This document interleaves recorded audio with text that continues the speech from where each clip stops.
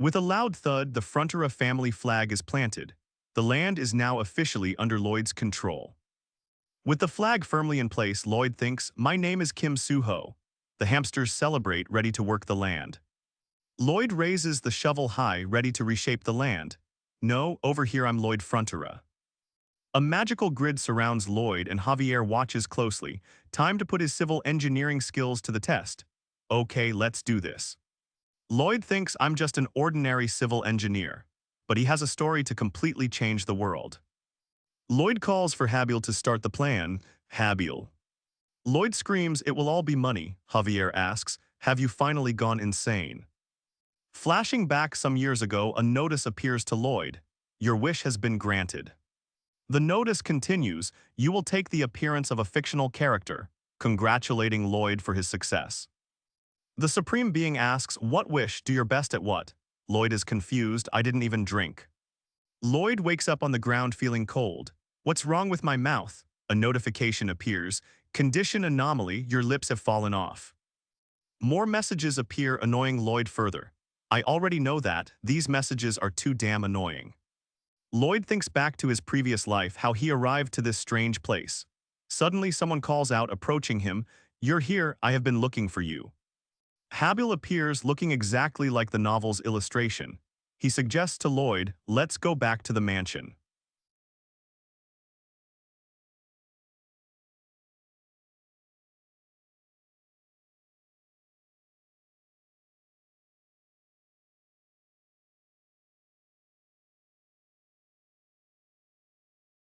Lloyd's mind races. Did he just call me Lloyd?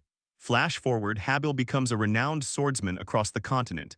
He starts his journey as a knight in Arco's Frontera.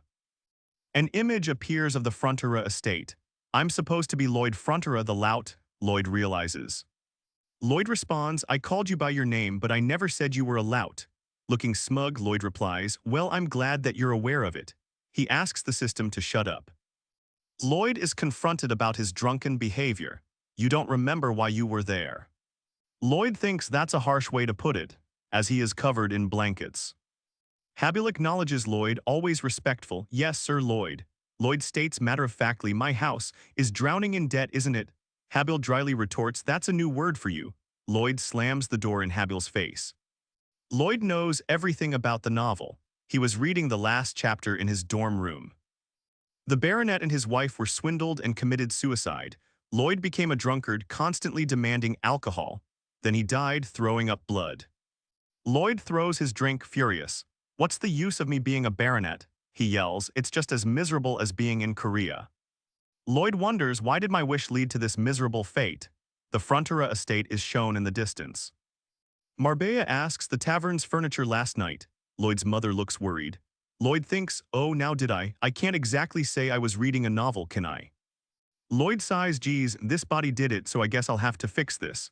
He steals his resolve. "All right, well, I will."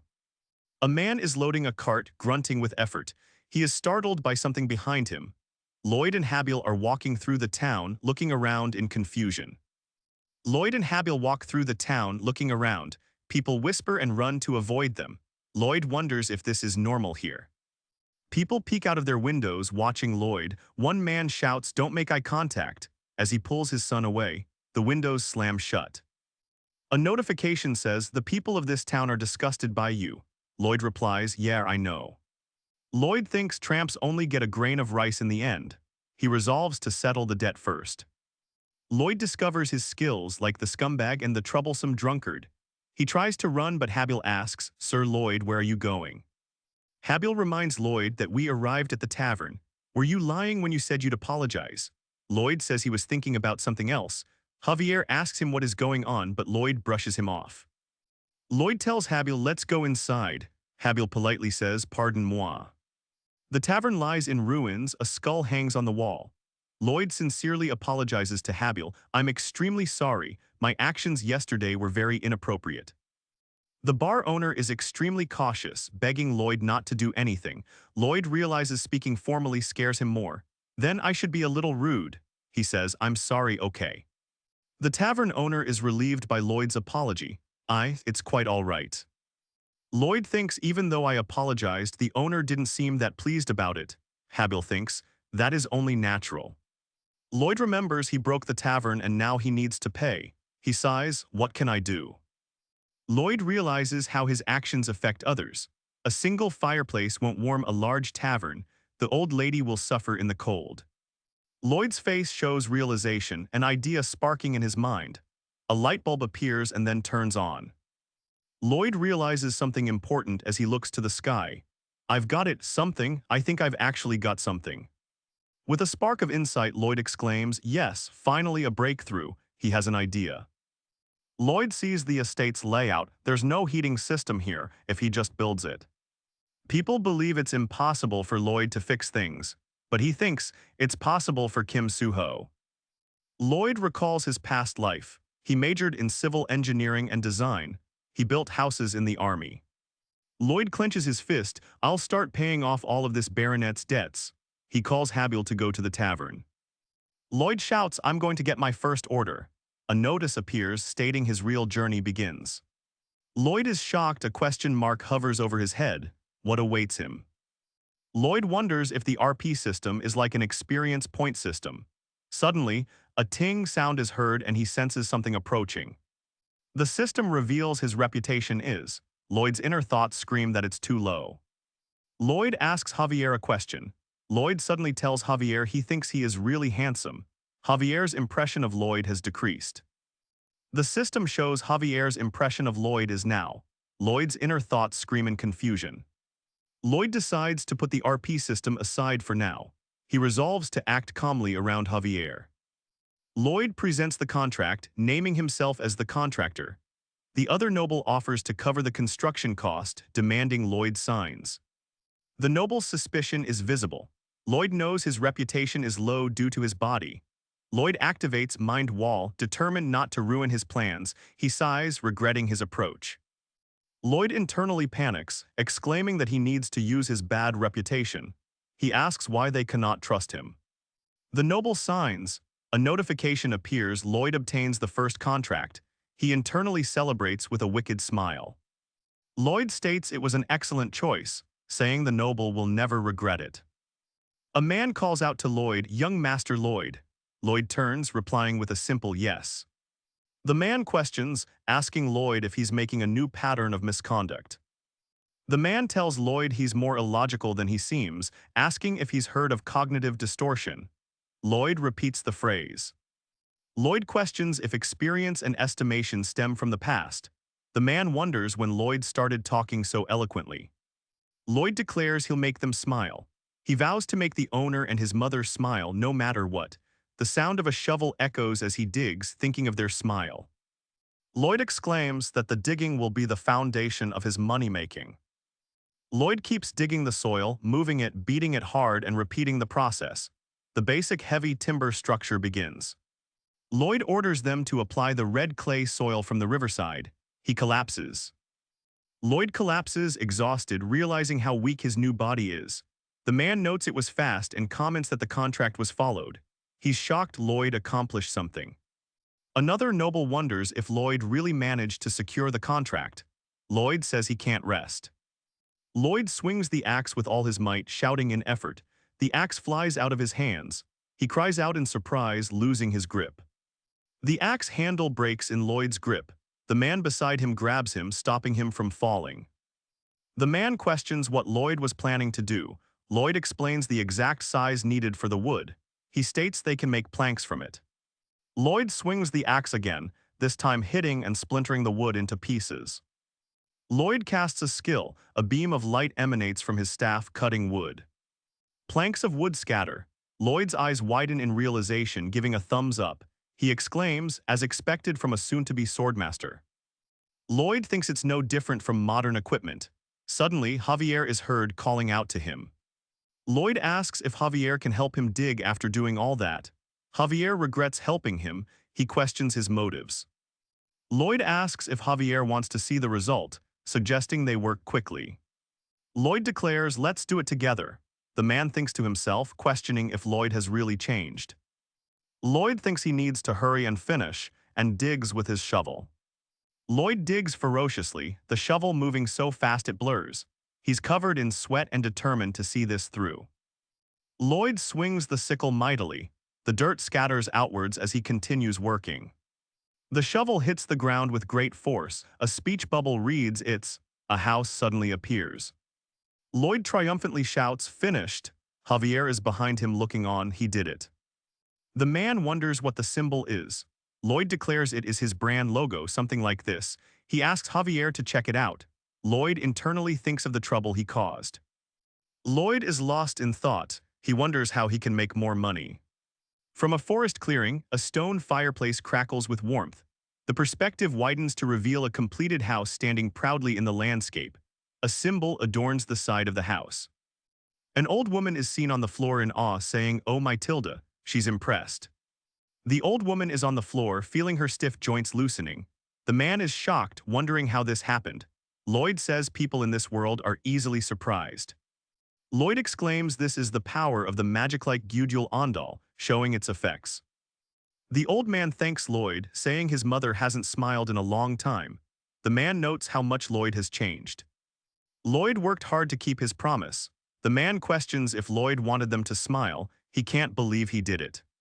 Lloyd thinks, but whatever it is, those two people are now. He smiles, looking pleased with himself. A notification appears stating that Lloyd has acquired 36 RP due to a slight improvement in a key character relationship. He smiles. He's succeeding. Lloyd reflects he spent lots of money. He dismisses it, stating it's for promotion. A few days later, the house is complete and people are entering. A man exclaims it's awesome and hot inside. A noble is offered a choice between type A, a building, or B, remodeling. Lloyd gives a 10% discount if he signs both. Lloyd is shocked that the citizens don't trust him. He asks why they can't trust him. He states it's a good deal. Lloyd's father, Arcus Frontura, appears and angrily asks what he is doing. A notification appears showing Lloyd's favorable impression is at -20. Uh-oh. The world's greatest estate designer. A story of a lazy noble who wants to avert a terrible future. Lloyd is having a meal at the end of a comically long table. Lloyd wants to avoid someone but is worried about working on construction projects. Let me hear what you have to say. Someone asks Lloyd what he's up to, but he says there's no need for many words. The owner wanted a heated room. Someone asks if Lloyd is making deals with the people of the estate. Lloyd, surprised, acts like he knows nothing. It's our priority to care for the people. Lloyd suddenly gets up and says he's leaving because there is nothing left to say. Run, run, go. The person tells Lloyd not to worry because his dad will overcome the predicament and deviate from the right path. Lloyd seems skeptical. Someone encourages Suho Kim, telling him that everything will be okay. Just study. Lloyd reflects that things are not okay at all.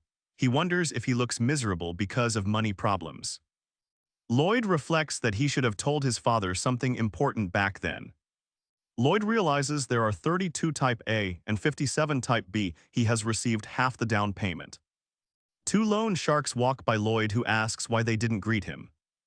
Lloyd is shocked to see the people who are standing before him. Someone asks how long he's going to postpone it because he only has 5 days. The loan shark gets angry and tells Lloyd if he keeps on doing this, it won't end well. Why are you so silent? Lloyd grins slyly, overhearing the loan shark's threat. What a great timing, I'm just in time to show up. Lloyd received RP from Xavier's positive view, now at 36. Where do I use it? Lloyd learns that his talent skills can be improved using the RP he earned. Lloyd is surrounded by knowledge detections about soil, hydraulics, and structural mechanics. Looks like my skills are improving. Lloyd is surprised he knows so much, saying he is a top scholarship student. He can acquire basic skills. Lloyd looks at the blue floating screen, confused about what the words are about. Lloyd unlocks basic measurement and is shocked as light flashes. What is this? Lloyd is shocked about the new skill he acquired. Is this real with my bare eyes? Lloyd uses basic design and feels that it will make his work easier. Can Javier cover for another person? The screen shows a fantasy species random draw. Invest RP to draw an illusion species. Lloyd looks at the fantasy creatures and believes they will be useful as heavy machineries. Lloyd realizes he needs to collect RP. He is determined to do it. Lloyd realizes he needs to earn favor from the key characters around him, Baron Frontera. The loan shark smiles creepily, suggesting Lloyd's wife and maids can be sold. Lloyd is shocked about the loan shark's suggestion and asks what they're planning to do. Do you think it's all right to have no manners? The loan shark is surprised when Lloyd appears and yells out, "Who are you?" The loan shark is surprised to hear Lloyd's name and questions his interference. Lloyd demands to see the invitation letter. Lloyd confidently states that every noble has the right to protect their own interests. He says, entering a mansion is trespassing. The loan shark yells, questioning Lloyd's nonsense and claiming to have never heard of such a law. Lloyd suggests checking it together. He then shouts for Javier. Someone responds, "Yes, young Master Lloyd." Lloyd looks serious and is ready to take action. The loan shark gets an order to cut off the arm of the trespasser. Who will be the one? The loan shark stutters in shock, asking if Lloyd wants to go to court. Lloyd says that's why he asked to check together. Lloyd holds his sword out, stating they'll see whose side the court takes. The loan sharks are shocked. One loan shark threatens Lloyd, claiming he will regret this. He slams the door in anger. Lloyd says that what they are doing is absurd. Someone called Lloyd and Javier is demanding what is happening. Someone throws a bag of money on the table. This won't help in calming the situation. Someone is trying to give Lloyd the down payment, but it's questioned where it came from. Don't worry, my lord. Lloyd says he'll keep an eye on himself and his promises to the people. Javier seems to trust Lloyd based on his expressions. Someone tells them it's time to leave and they start to head out. The loan shark is in disbelief, questioning how Lloyd knows the law. Ignorant person. The story flashes back to a scene from the novel where Javier is in a graveyard after a couple's death. The novel states a law protecting nobles' rights and interests. 2 heads are chopped off. The novel stated Javier was found not guilty. Knowing the contents of the novel is a great benefit. Lloyd gets +6 favorable impression, gaining 60 RP. Recorded RP is now 61. Under the moonlight, Lloyd confirms his surroundings. No one's here, right? He prepares for something big, now, then. With a tap, Lloyd initiates the random draw. A bright flash engulfs him as the system activates, spending 50 RP. He's eager to see what he's summoned. Suddenly, mysterious gears materialize in midair, emitting streaks of bright light. Something amazing is about to happen. Lloyd is amazed as the magic circle forms above him. The powerful spell fizzles into something small. He's speechless at the disappointing result. With a final flash and phwa sound, a cute hamster appears. Is this the grand thing he summoned? The hamster lands with a thud, looking up at Lloyd. It stares back with a derpy expression and buck teeth. After seeing the hamster, Lloyd is disappointed. It's a failure, he says with a tusk. The hamster Peepodadong defends its usefulness to Lloyd. Lloyd asks for examples, like an acorn bullet shot. The hamster replies with nonsensical sounds, eating something it pulls from its cheek. Suddenly the hamster shoots out a blast of water, exclaiming PHWE. It then splashes Lloyd, who yells, "Ack dirty." A mysterious voice tells Lloyd to care for and feed Peepodong sunflower seeds. It can change him. The system explains that there are 2 kinds of seeds, red and blue. They cost 1 RP. Peepodong can grow larger or smaller depending on the seed he eats. Lloyd wonders if he can grow as big as a human. Lloyd thinks aloud that he should check the property himself. Hamsters dig, so he has an idea. Now with a powerful attack, Peepodong unleashes a super water blast. He is ready to do anything for Lloyd. Lloyd is sent flying from Peepodong's super water blast. He lands with a thud. Lloyd screams in terror at the sight of a gigantic Peepodong. What's this? 5 meters? No, 10 meters. A notification appears announcing Peepodong's skill, Excavation LV. 1. Lloyd is still reeling from his new size. After his wild growth, Peepodong uses his new strength to harden the earth. His cheek pouch is full. Peepodong gains a new skill, Cheek Pouch LV 1. Peepodong, now gigantic, launches a tremendous PHWE right at Lloyd. Bam! Goes the water blast as it strikes. Lloyd is covered in saliva but excited about Peepodong's newfound power. Amazing, heavy machinery problem solved. Lloyd believes that showing up with Peepodong will make people suspicious. He plans to bring a summoning book to hide him. Genius summoner. Lloyd ponders how he will solve the labor problem for large constructions. It's his next challenge. Lloyd begins instructing a large group of workers carrying shovels. He needs more people working on this project, so he says, "Repeat after me." Lloyd teaches the workers that safety comes first. He's trying to implement his construction plans. The 30-people army of Frontera Barony look unmotivated. Lloyd schemes about how he'll avoid labor costs with them. Lloyd yells at the workers that they are soldiers and should be in the army. What's the flower of the military? Lloyd points to the large pile of soil. Now, can you see the soil over there? That's the soil I dug all night. It was peapaw dung.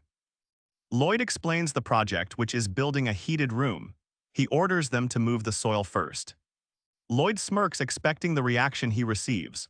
Frontera Barony Senior Knight Newman questions Lloyd's orders to the troops. Lloyd smiles, realizing his plan is working, and I expected this person to come forward. In the novel, only Byron and Xavier stayed loyal until the estate crumbled. It was the start of the end. Newman was the first to betray and leave the Baron. He sold information to swindlers. He is in a lot of debt. Newman thinks to himself that Lloyd being a senior knight is impossible. He questions Lloyd on his work and the militaries. Newman says as the head knight he can't accept Lloyd's decision. Lloyd replies, "Bullshit, I am making money to pay off the debt." Newman doubts Lloyd's methods, asking how he tricked the Lord. He questions if Lloyd's using the military for his own gains. "Am I wrong?" he asks. Lloyd slyly agrees with Newman, adding, "No, you're right about getting hit." Newman, displeased, thinks Lloyd would be terrible at gaming. Newman digs in a shovel, ready to give Lloyd's plan a try. An explosion of earth erupts behind Lloyd. The workers look on in complete shock and terror. What is happening? Newman is furious as dirt flies around him.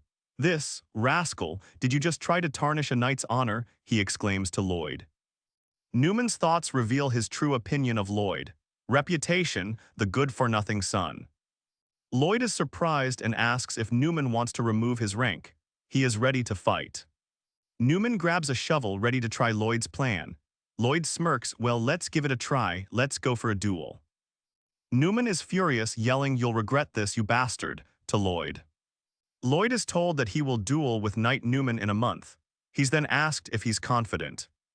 Lloyd dramatically throws himself on the bed in disbelief, saying he's not confident.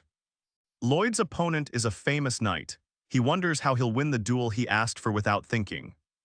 Lloyd reflects on how he got into this mess. Maybe he went too far. Knight Byron was assigned instead. Lloyd is baffled at his lack of confidence. Butler Knight Xavier points out that Lloyd needs to do something. Lloyd asks to be taught how to use a sword. Xavier smiles knowingly from above as Lloyd declares he doesn't want to learn. Lloyd exclaims in exasperation. Xavier explains that he must watch over Lloyd, who he calls a scumbag. Lloyd asks Xavier to be nicer. Lloyd then proposes a deal. He'll cure Xavier's insomnia if he teaches him swordsmanship. Lloyd wonders how Xavier knew about his insomnia. He reveals it's also in the novel. He also knows the cause. Xavier is an advanced sword expert and about to be a sword master. It's also revealed he can't sleep because of his nerves. Lloyd asks if Xavier agrees to the deal, knowing it's useless to pretend. He can see Xavier's insomnia. Xavier agrees, daring Lloyd to try his best. Lloyd confidently says he'll give it a shot. Xavier reveals his insomnia treatments. Xavier, annoyed, calls Lloyd an absurd bastard. Lloyd confidently declares he knows how to treat Xavier's insomnia. Lloyd rattles off technical terms about reinforced concrete, asking, "Am I right?" With a sinister smile, Lloyd confidently proclaims that Xavier's sword skills will soon be his. Xavier orders Lloyd to run 50 laps now. Lloyd is being trained by Xavier. Xavier watches Lloyd run around the training field. He wonders if Lloyd is running without complaining. Tack, tack, tack, tack. Xavier watches Lloyd running. He's serious about curing his insomnia after all. Lloyd hates running but is committed. Xavier probably didn't think he'd actually run. He comments that Lloyd thought he would scream from the effort. Lloyd imagines Xavier saying he has no talent and ignoring him. He's motivated by the thought of being underestimated. Lloyd gulps. Xavier's training is intense. A man mocks him, saying he'll run forever. Being ugly skill levels up. Lloyd is out of breath. The passive skill activates again, telling him that people want to hit him. Lloyd huffs, admitting that he's tired from the training. He recalls his past in Korea, though. He recalls carrying bricks up 4 flights of stairs and loading boxes all night. Lloyd remembers working hard in his past life in Korea just to survive. He knows things will get better. A bright light shines as a disembodied voice tells Lloyd he's doing well. Lloyd reaches toward a blinding light. He wants to push just a little bit more. Lloyd reaches out to the light, seemingly trying to grab it in his hand. Lloyd is now training with reinforced concrete. He needs to be strong quickly. Lloyd recalls the hard work of his past life and states that this is nothing. Xavier tells Lloyd that if he's sincere, he'll teach him his sword technique. Lloyd is exhausted by the running. Lloyd gains 18 RP due to an improved relationship. His total RP is now 29. The butler is shocked at Lloyd's behavior. Xavier thinks Lloyd's seriousness about training was a misunderstanding. He reflects on his thoughts. The others agree but warn Xavier to not be too harsh, as Lloyd is the future heir. Lloyd accepts the challenge. Xavier says, "Your request." He wonders if Lloyd will be able to do it during the duel. The Baron plots to kill Lloyd after his duel. He'll also kill the Baroness and leave. Xavier walks away, thinking Lloyd will make his plan work faster than he expected. A month passes. Lloyd stands with a shovel as the opponent asks if he's ready for the duel. The sound of a shovel digging into the earth rings out. He's getting serious. Lloyd smiles, replying, "Of course, be prepared," as he digs the shovel deeper into the ground. Lloyd grins widely, declaring, "Be prepared to get hit." He's confident in the upcoming duel. Lloyd casually carries a shovel, as if he is ready for his upcoming duel with Knight Newman. Lloyd thinks about his shovel. He specifically asked the blacksmith to forge it. The people observing Lloyd doubt he was simply joking with his actions. They recall he's been doing morning training without complaining. Lloyd teaches the village engineers about the Ondal system at the construction site. Later, he trains with swords until he falls asleep. Those watching are sure Lloyd isn't playing around. As the announcer declares, the duel with Knight Newman begins. Knight Newman and Lloyd clash. The knight swings his sword. Lloyd wields his shovel with a grin. Knight Newman yells at Lloyd, finding his stance disrespectful. He asks if Lloyd is making fun of him. Lloyd strikes with surprising speed. Knight Newman barely manages to block the shovel with his sword. He's shocked. The observers are shocked that Lloyd is able to withstand Newman. Newman yells he won't let Lloyd get lucky again, attacking with more power. Lloyd's eyes widen. He declares his shovel technique is suited for battles. The crowd marvels at Lloyd's bizarre yet effective shovel technique. Lloyd grins, declaring it a modern close combat bayonet charge. In his mind, Lloyd sees soldiers charging, bayonets fixed. Knight Newman cries out, recoiling from Lloyd's powerful attack. "This shovel of mine is actually capable of many things." Lloyd declares he can use the shovel's blade as a shield. Knight Newman prepares for another attack. Lloyd, seemingly riding the shovel like a pogo stick, screams, "Bring it on!" Knight Newman sweats. Those watching are not sure what to think. Lloyd laughs maniacally at Knight Newman. They wonder if he's really just making a fool of everyone. Newman charges, screaming, as Lloyd stands firm with his shovel. "Newman, the first weapon I'll use to beat you is this shovel." Lloyd is using the basic sword technique. Xavier taught him to fend off Knight Newman's attacks. Lloyd activates his synchronized tool skill, digging LV1, to enhance his combat prowess. Xavier's impression of Lloyd increases during training. His parents also see his sincerity for the first time, raising their opinion of him. Lloyd uses his shovel to attack Newman. He seems to have the advantage now. Knight Newman grits his teeth. "I have no choice. I don't think this is necessary, but..." Newman's power is immense. "If I keep taking hits like this, I'll really be in trouble." Lloyd is shocked as Newman's power explodes. Newman's body glows with an intense blue aura. He means business. Lloyd seems to be gathering energy. A voice whispers, he's in the state of revving up his mana. Newman yells, activating his mana heart. His body is covered in blue energy. This is the... Knight Newman holds his sword tightly, his eyes full of rage. Lloyd is thinking quietly. An observer remarks that developing a mana heart takes at least 5 years, even for talented people. It would be impossible to block. Knight Newman swings his sword down on Lloyd. He plans to use this chance to attack. Newman sees Lloyd gathering mana. "What an idiot, I will smash your face." Newman declares he'll break Lloyd's skull with his shovel. Those watching are worried. Knight Newman's sword clashes against Lloyd's shovel. He's taken aback, exclaiming, "W what?" Lloyd's legs buckle slightly under the force of Newman's mana heart attack. Lloyd declares his fourth skill is here. He has a sinister grin. Asurahan core technique is revealed, the skill that made Xavier the strongest. The shovel glows intensely as Lloyd activates the Asurahan core technique. Newman is blown away. Newman cries out as his mana seems to be absorbed. Lloyd prepares for another attack with his shovel.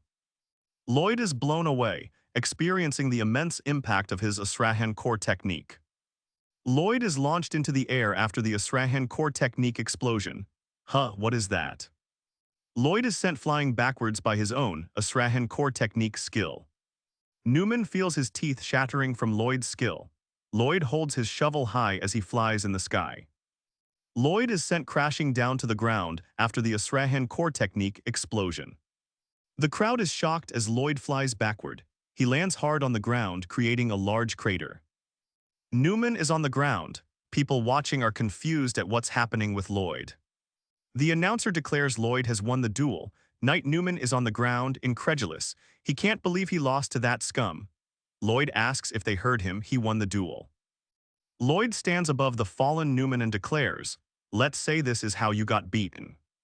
As Newman is in shock at losing, someone yells at Lloyd that the duel is over. But Lloyd doesn't care, he's ready for his next move. As Newman is lying on the ground, someone shouts, "Lloyd," concerned about his well-being. Two men hold Lloyd back with all their might.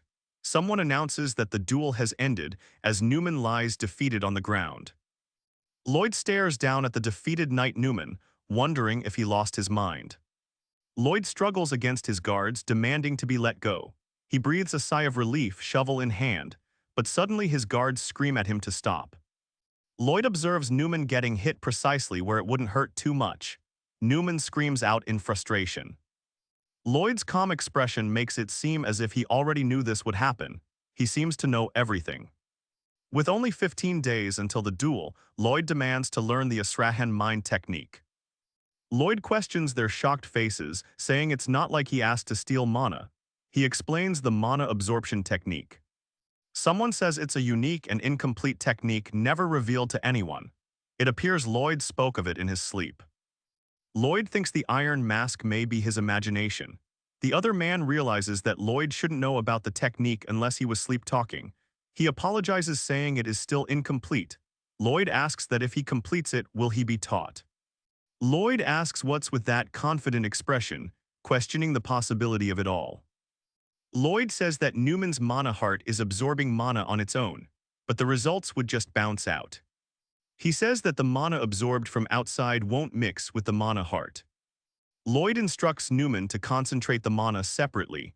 Then, he tells him to turn it around and apply it.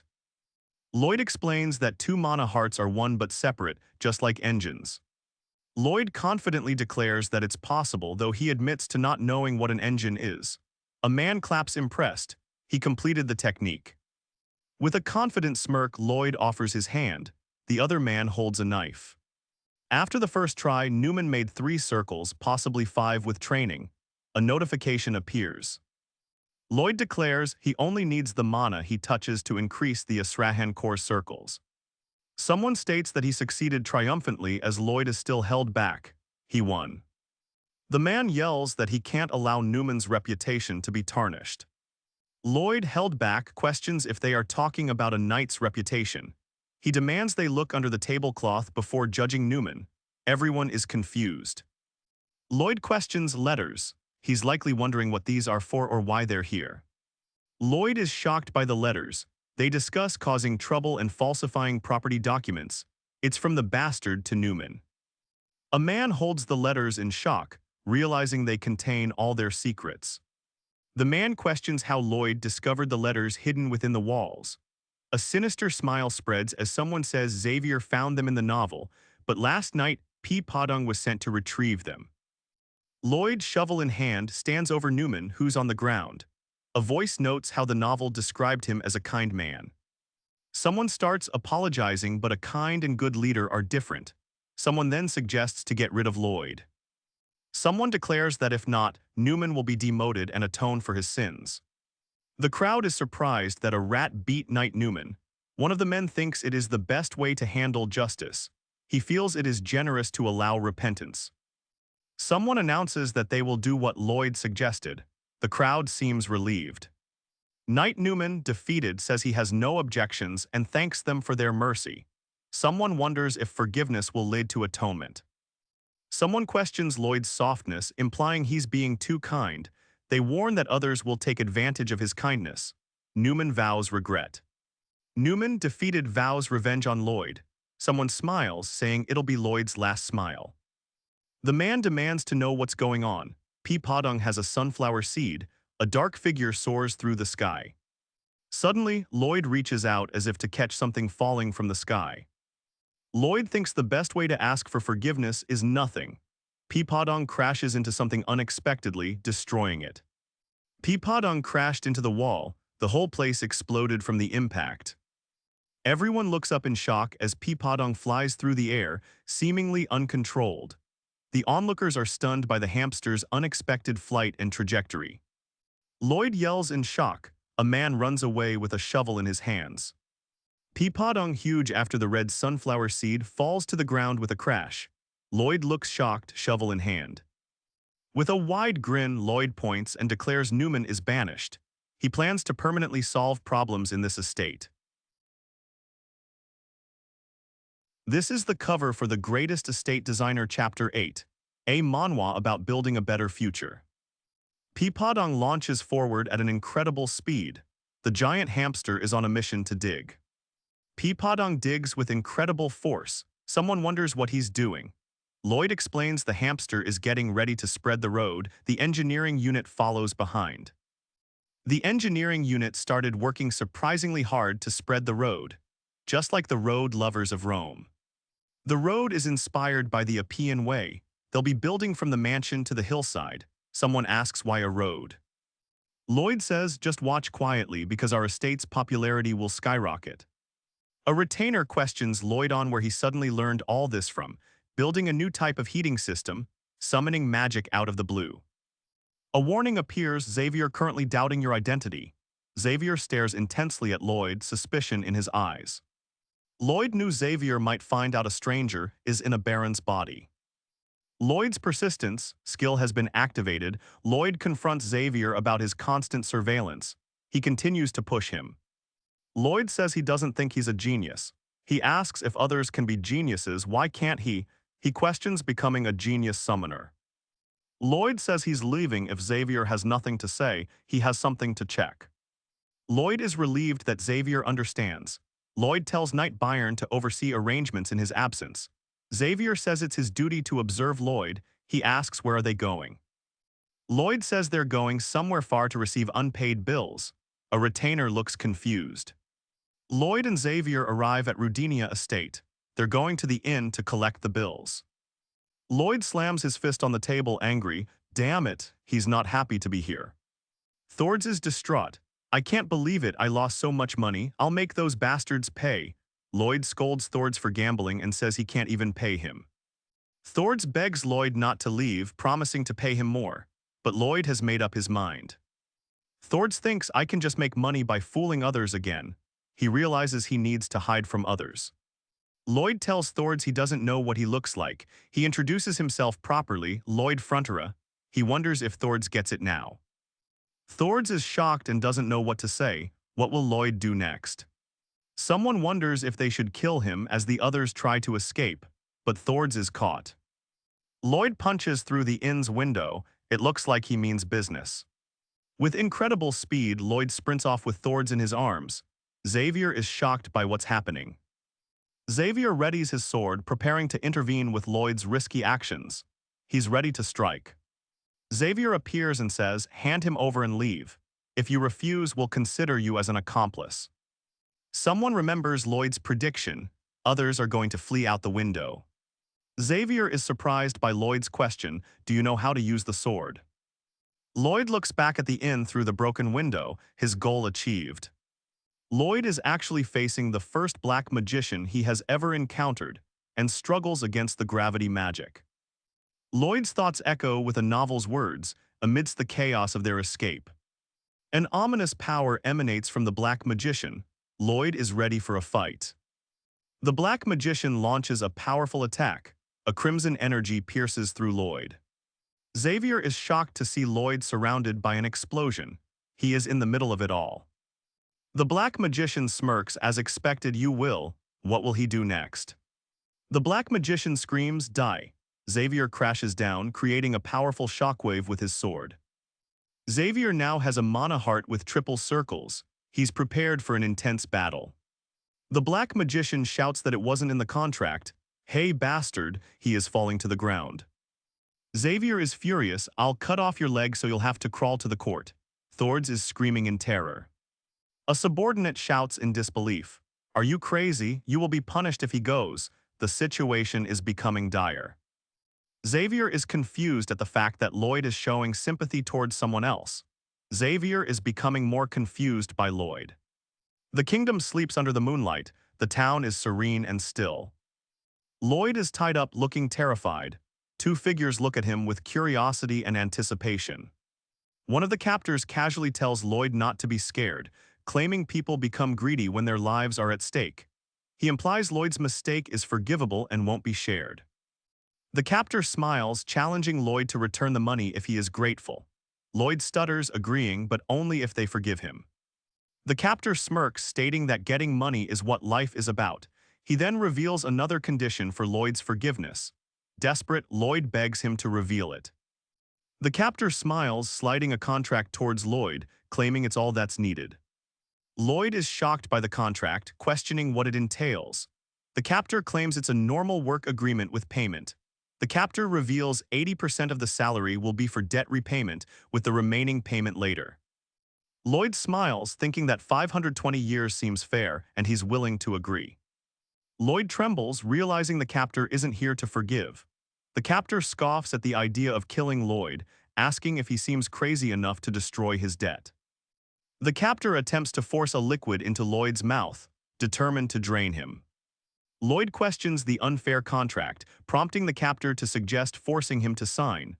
Lloyd refuses, declaring he'd rather settle this in court. Lloyd, in tears, reluctantly signs the contract. He's desperate to escape his impending doom. The captor confidently states he's got some money from Lloyd. He shouldn't have an issue paying interest. Lloyd wonders if anyone applied after the recruitment announcement. He thinks he looks unapproachable. A few days later, at the Frontera estate, a recruitment notice offers a salary of 20 golds. Eager applicants stand in a line, waiting for their chance.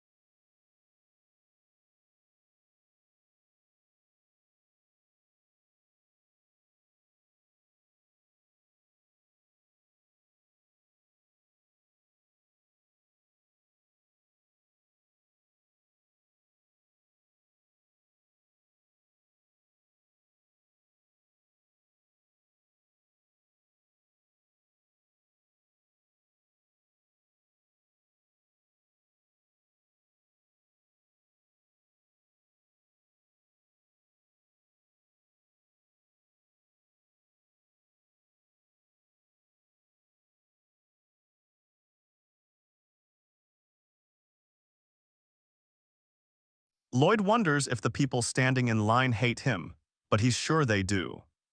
Lloyd is being questioned about setting a cheap price for the heating system's construction.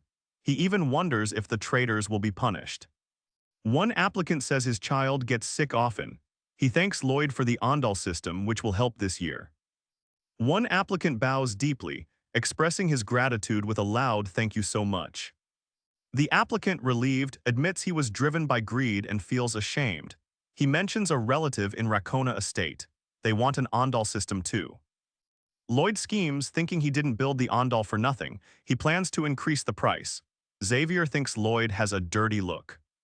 Lloyd tells Xavier that the mountain's trees will disappear because of the Ondal system's resource consumption. Lloyd smiles, confident that the price increase won't deter his loyal customers. Lloyd wonders why he is pushing forward despite knowing what will happen. He announces the cancellation of the Appian Way's construction. He declares they will dig up bituminous coal at the end of the road. Lloyd, gripping a shovel, mentions discounts for his people, but insists it's just a little. Xavier retorts that Lloyd's actions are unfair and mean. Lloyd has a confident smirk. He seems to have a plan in mind again. Lloyd agrees that it's the best plan for now, but he realizes the Baron doesn't know about the bituminous coal and won't stay still. Lloyd recounts other barons failing to build the road, claiming it was due to weak ground. Lloyd grins, sure he can do it. He knows about modern excavation tech and the shield method.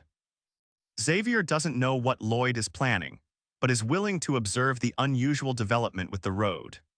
The ground breaks and cracks as something digs through. The excavation seems violent and destructive. Perhaps Peepadong is helping with the digging for the road. A large ant-like creature emerges from the depths. Its red eyes glow ominously in the dark. With hands clasped together, Lloyd focuses his mana. He is preparing for something big, something that could change everything. With a shout of summon, green magic crackles around Lloyd's outstretched hands. He shouts out Gangnam, high brand apartment. A beam of green light shoots down from the sky. The green beam solidifies with a *ting * sound. Something is about to appear. A skyscraper manifests before him. He is amazed at the scale of his creation. Screeching sounds fill the air as Lloyd uses magic to alter his designs. Lloyd groans, I want to summon 100 undead workers without payment. He activates his intermediate design skill and draws out floor plans. Lloyd proudly announces that he's gained new skills. Walking forward, he realizes that they're in the right place to start digging. Lloyd activates his intermediate measurement skill. The skill only scans 5 meters deep, but it will help find a safe route. Lloyd ponders how to dig quickly, as humans tire easily. Peepadong is sick from the road work. Even when healthy, he is too big. Lloyd stares, thinking to himself, a fantasy species random draw costs 70 RP. Lloyd exclaims, I have enough RP. He begins to chant for the random draw, summoning a mystical green orb. With a *pack * sound and a bright flash, a new creature is summoned. The summoned creature shouts bell bell. Lloyd thinks, what? Is it for assassination? Does it have poison? Lloyd stares at the creature, his eyes wide. Doesn't it look useless? Lloyd thinks that even Peepadong was useless at first. He asks if it grows with sunflower seeds and it nods. The pink creature smiles with closed eyes. It wears a bib and a bell. Weeks later, the pink creature, nicknamed Giant Bell, eats through the dirt. It clears a path with ease. A blue screen shows Bell's skill, scooping dirt LV1. Xavier, be prepared. Giant Bell's skill is actually digesting soil LV1. Sweat drips as Xavier prepares his sword. He gets ready for step 2. Bell fires the steel. Giant Bell prepares to fire digested soil. The screen reads Bell's skill, steel launch LV1. Xavier swiftly cuts the soil shot from Giant Bell into usable parts with his blade. Now, workers begin constructing a sturdy frame. That will support the ground, Lloyd declares. Xavier wonders why a knight must cut poop. The workers pull a giant pipe forward while underground, struggling through the dark tunnel, move forward, again. Sweaty and exhausted from the labor, Lloyd is told to rest like other workers. Lloyd reflects, I'm in charge, I need to oversee things myself. He vows to be a better leader. Suddenly Lloyd's eyes glow green. I can see it, he exclaims. Lloyd's underground vision shows bituminous coal. The workers cheer, almost done with the tunnel. They thank Lloyd for the speed. Sweating, Lloyd commands the workers that they will expand the coal seam. Lloyd warns the workers to stay focused and keep their guard up because the task is dangerous. Loud thuds echo through the tunnel. Lloyd wonders why the ground feels strong but shouldn't be. He activates underground scanning. The scan reveals a hole that wasn't there before. Lloyd wonders what could have caused this disruption. Lloyd screams in shock as a monstrous creature bursts forth from the hole. A monstrous roar echoes as the creature attacks. Lloyd and Xavier brace themselves for a fierce fight. The enormous creature swings its massive bone weapon towards Lloyd and Xavier. Lloyd screams, ready to fight. The monstrous creature attacks with its bone weapon, dust and debris fly everywhere. Lloyd slams his shovel into the head of the monstrous ant-like creature.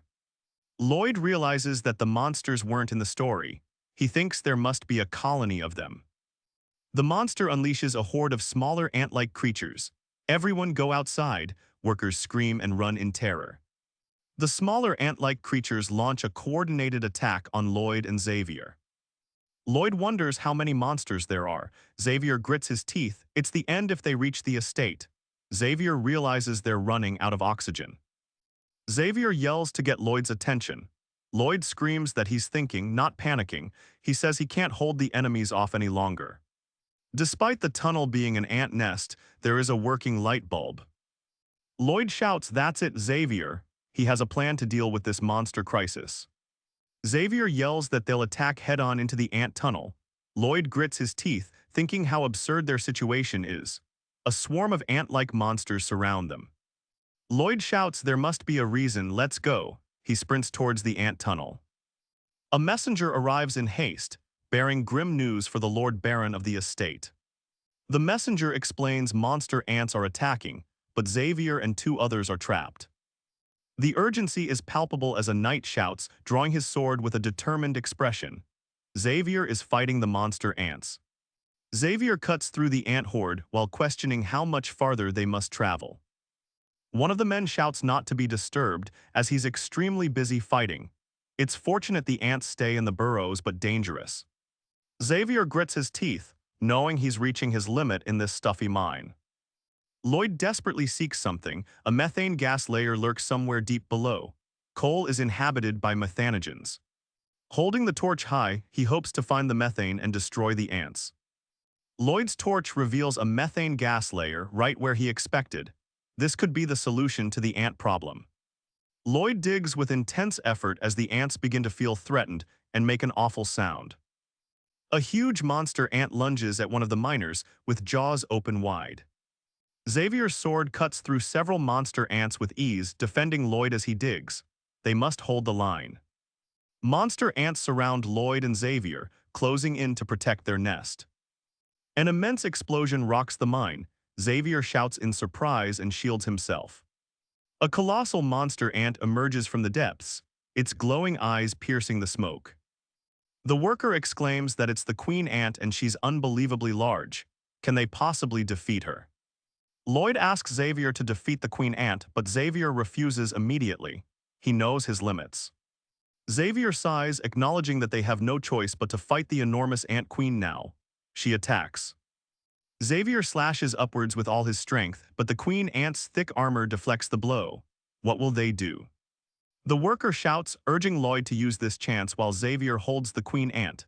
Xavier roars as he attacks. Xavier is blown away by the queen ant's attack. Lloyd sees an opportunity and frantically digs faster. Xavier and Lloyd are flung back by the explosion. The queen ant stands over them menacingly. They need a plan. The worker panics, yelling at Lloyd to do something as Xavier and Lloyd are blown away by the queen's attack. With a mighty yell, Lloyd throws his shovel into the methane explosion. Eat this. The torch falls, igniting the methane as the queen ant crashes down with a resounding thud. The explosion sends smaller ants scattering. The queen ant recovers from the explosion and unleashes a furious attack. What will happen? The mine explodes in a fiery inferno, consuming everything in its path. The mine is engulfed in flames, rocketing debris into the sky. Will anyone survive? Despite the raging fire, many smaller monster ants survive the explosion. The remaining monster ants gather their forces. A blinding explosion rips through the mine, its power seemingly unmatched. The force of the explosion sends Xavier crashing to the ground, protecting Lloyd. From above, the remaining workers shout Lloyd's name in desperation as they continue to fight the monster ants. A worker cries out as Lloyd and Xavier are blown away, unconscious and heavily injured. The explosion has left them battered and bruised. Xavier groans in pain, his ears ringing, but their plan worked. The queen ant is defeated. Lloyd lies on the ground, regretting that Xavier was hurt protecting him. He's also sorry for Giant Bell's condition. Lloyd holds the injured Giant Bell, noticing the mine entrance is blocked. He hears a ping and realizes what he must do. Knowing they're running out of oxygen, Lloyd declares there's no other way. They must dig faster now. Lloyd extends a hand and yells, "Let's make it out of here together, you both are my people." Lloyd's covered in dirt as the system announces a relationship increase and RP gains. Lloyd yells, stating he must find the knowledge to develop his skills immediately. The system starts searching for Lloyd's existing knowledge, ready to be used. Lloyd, covered in dirt, stares intently at the mine, shovel firmly in hand.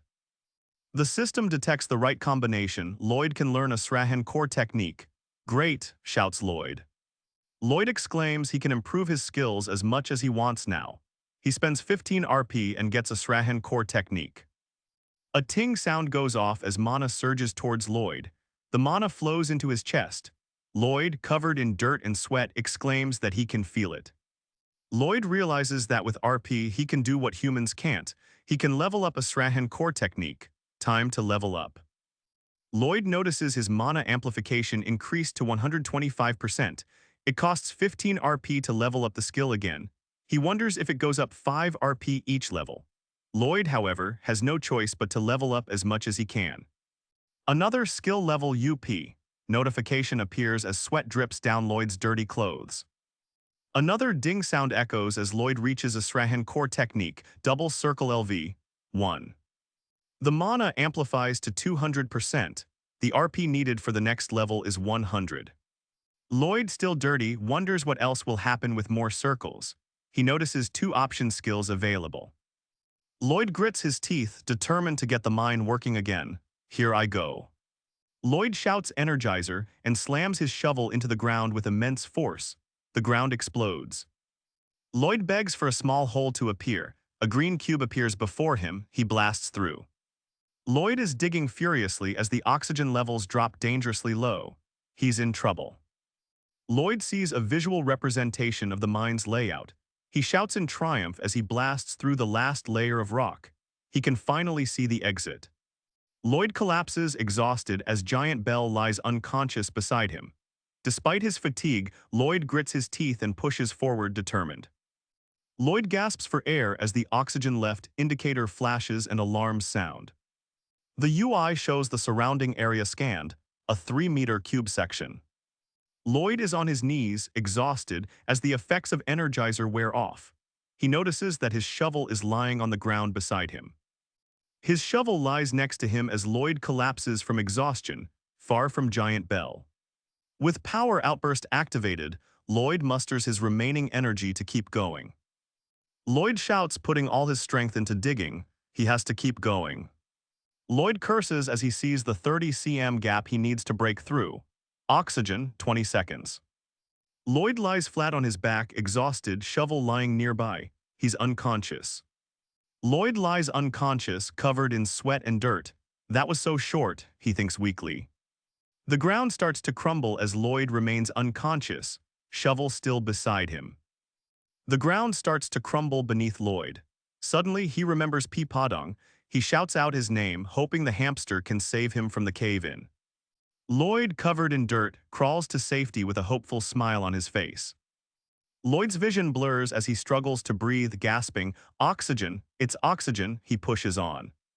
As the crumbling continues, a torch is lit in the mine. Rescue has arrived. The miners warn Lloyd of the danger, but he insists he will go to the very end. He's determined to save everyone trapped inside. Lloyd carries Giant Bell on his back, exhausted. A Srahan core technique helped him survive. The system tells Lloyd that even when exhausted, a Srahan core technique remains active. Someone shouts Lloyd. Lloyd, despite his exhaustion, is determined to save the unconscious Xavier. Under the bright moonlight, the landscape of the Frontera estate is finally revealed. Lloyd did it. The citizens are starting to see Lloyd in a new light. He is much more than a punk. The townspeople murmur about Lloyd's actions. My nephew saw him evacuating the workers.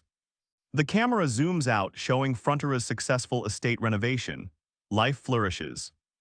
Lloyd stirs in his sleep, unaware of the scene unfolding beyond his window. A figure watches him from afar, standing guard in the newly renovated estate. A system notification appears. The people are deeply impressed by Lloyd's heroic actions. Lloyd wakes up in bed, confused. A system notification says he gained a lot of RP. Lloyd smiles in his sleep. I've become a hero, 500 RP, so lucky, he exclaims. Inside the mine, workers are nailing wood supports. Suddenly they are startled by a loud noise from behind them. Lloyd and Xavier emerge from the mine, greeted by cheers. The workers praise him. He's different. Lloyd feels the pressure building. 2 weeks pass after the monster ant attack. The coal mine work resumes smoothly, yet the feeling of unease remains. A worker suggests ordering others to do dangerous work, but Lloyd calls him an idiot. He declares he'll take responsibility. Lloyd rationalizes his spending spree, but then questions if it's a good thing. A notification appears. Xavier's favorable impression of you was about to increase but stopped. He tells Xavier, this is the end, let's search somewhere else. Xavier suggests digging deeper, fearing ant eggs. Lloyd pauses, considering the risk, as a green figure rises from bandages. Xavier thinks the green figure looks dangerous, offering to handle it, but Lloyd says he's reckless. What manner of being is this? The green figure smirks, thinking this is an amazing gain. He introduces himself as Harach, calling Lloyd his savior. Harach declares he'll give Lloyd anything he wants as thanks. Lloyd grins, excited by the offer, and rubs his chin in anticipation. Lloyd's excited request is for 120 orcs to work the mine. Harach retorts, no Kiek. Lloyd is confused by the refusal. Harach says only a chief warrior can order orcs. Lloyd realizes this will be difficult as he reflects on orc culture. Lloyd pauses and then claps, congratulating Harach on adulthood. Harach explains he was paralyzed and failed to catch an ant. Lloyd's confused. Harach questions, didn't we catch it together? Lloyd denies remembering an ant that big. Harach says he forgot because he was paralyzed. Lloyd realizes Harach is remembering the ant differently. We caught it together.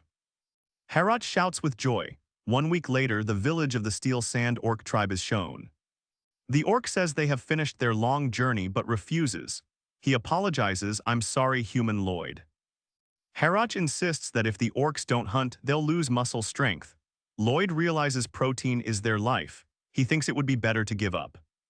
Lloyd bargains that if the meat lasts, Harach can lend workers. Harach agrees, wanting to return the favor. Harach explains that their muscle strength relies on hunting. Lloyd asks if there's a way to preserve the meat longer.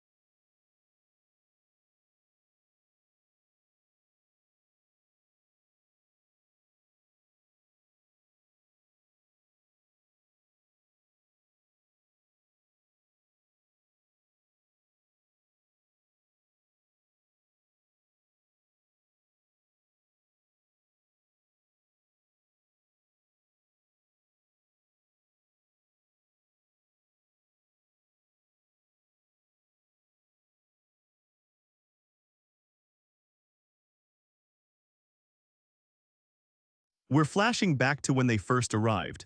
Herat is shown as a child crying out for his father. Young Herat screams his own name.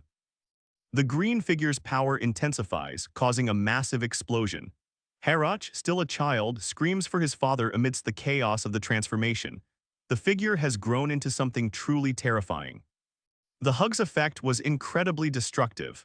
Lloyd believes 120 workers like them would boost productivity. Herat presents the Ant Queen's head. The workers are doing heavy lifting as part of their workout routine. Lloyd watches, looking increasingly confused. He mutters, questioning what exactly they are doing. The green workers are taking away treasure. Lloyd plans to build a stone-cold storage. He needs special equipment. Lloyd explains that wizards use ice magic for food preservation. He describes how a cold storage mimics the process but without magic. Granite is very strong. They realize the material is difficult to move without dynamite. Lloyd has other plans. Turn around. This is a crucial story arc from Blood and Iron's Night. The city of Namaram is trapped behind a magical barrier.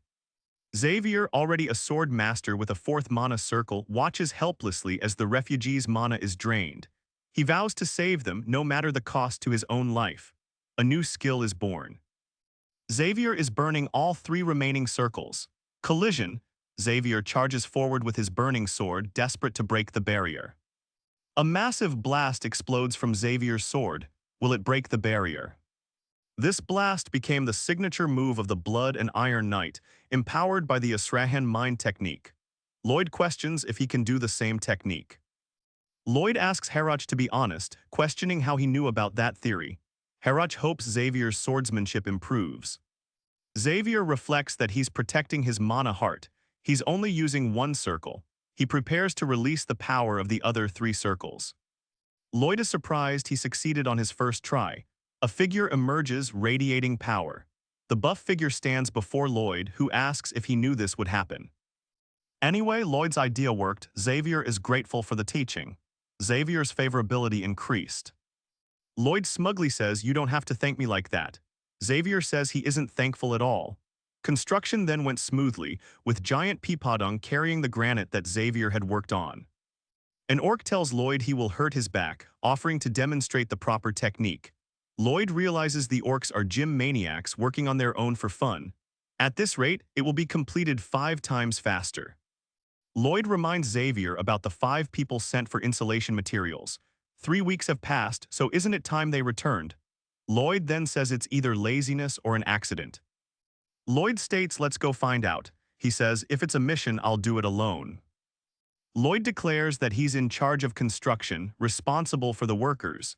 He confidently says, "Let's go." Lloyd shows Xavier the gloves made specifically for insulation. Lloyd is asked why he calls the area near the canyon weird. He looks over to the canyon, wondering the same. Lloyd notes the flow of mana is unusual, almost too subtle. He recalls something from the Iron and Blood Knight episodes. Lloyd asks if they found anything. The messenger runs up looking terrified. "Our soldiers, all of them might be dead." Lloyd is shocked by the news. The title card opens up to a canyon valley vista, cutting to the feet of our approaching heroes. Lloyd and Xavier stand before a large cave entrance. Here it is, Ruffalan's dungeon. They declare Ruffalan's hideout, questioning his audacity and property rights violations. A guide asks Lloyd to follow. Suddenly, a magic circle appears beneath their feet. With an explosive blast, Lloyd and the guide are blown away, leaving Xavier unscathed in the fray. What dangers lie ahead? Lloyd, recovering from the blast, sarcastically questions Xavier's knightly skills. Xavier retorts that Lloyd should have anticipated the dangers. Recalling the novel, Lloyd realizes this is where Xavier gets trapped. Xavier avoids the trap, entering the dungeon despite his injuries. Has Xavier learned from past mistakes, or is this a new challenge? Lloyd notices the odd flow of mana in the air. He tells Xavier to use his special technique. Lloyd explains how to detect the magical traps, find unnatural mana concentrations. Lloyd notices high concentrations of mana ahead. Guiding the way, Lloyd walks forward saying, "This way." Xavier smirks, impressed by Lloyd's senses and trap detection. Lloyd stares intently at the dungeon, sensing the shift in the air. He always lies, but this time it's different. Lloyd holds his shovel, wondering what's happening. He knows what will happen but not how. He can't sense special energy. Lloyd urges Xavier to hurry and rescue the soldiers. He knows time is of the essence. Someone studies a mysterious book with an exclamation above their head. Deep within the dungeon, Ruffalan senses intruders. He wonders if they're here to rescue his hostages. Ruffalan confirms his plans. I'm sure they are followed by a sinister. I think we're almost done. He clicks open the lock. This experiment. The captured soldiers anxiously await their fate. I hope it succeeds. A soldier begs for salvation as an enemy looms over him preparing a ritual. Another soldier screams in pain nearby. The soldier screams in agony as Ruffalan smirks. He believes the ritual is perfect. The soldier cries out in pain, collapsing onto the ground in agony. Hey, hey you, boomed Ruffalan. Lloyd steps in front of the terrified soldier, demanding don't touch him, understand. The soldier thinks Lloyd is crazy. Ruffalan, enraged, calls them punks and notes there are over hundreds of traps. Will Lloyd and Xavier survive? Lloyd and Xavier rush deeper into the dungeon. They hope to save the soldiers before it's too late. The soldier screams in pain, being magically manipulated by Ruffalan. Ruffalan grins as he says, I will put them to sleep with my magic, then I'll take care of them. Ruffalan smirks with sinister glee. He is ready to eliminate anyone who dares interfere. Lloyd activates Energizer, feeling a surge of power, declaring he barely needs the 10 minutes. He prepares his shovels. Lloyd realizes Xavier is resistant to sleeping magic due to his insomnia. He tells Xavier to come in. Lloyd shouts with purpose, gesturing to proceed further into the treacherous dungeon. The path ahead is uncertain. Lloyd thrusts his shovel into the ground, activating his skill. The earth shatters beneath him. The ground cracks and glows with golden light from Lloyd's powerful strike. What lies beneath? The ground erupts in a fiery explosion. A figure cries out in pain, stumbling from the shockwave. What lies ahead? The dust settles after the explosion. A hand reaches out from the earth. Lloyd struggles to his feet, covered in dirt, shocked by the blast. Hey, it's my first time, right? From beneath the rubble, Ruffalan emerges, angered, seeing such a monster, he declares. A monstrous being engulfed in magical energy roars from the depths. What horrors has Lloyd unearthed? Ruffalan, although failing at reincarnation, proudly declares this is his strongest monster. Lloyd warns Xavier about the monster's tough skin. He knows its weakness, but it's going to be difficult.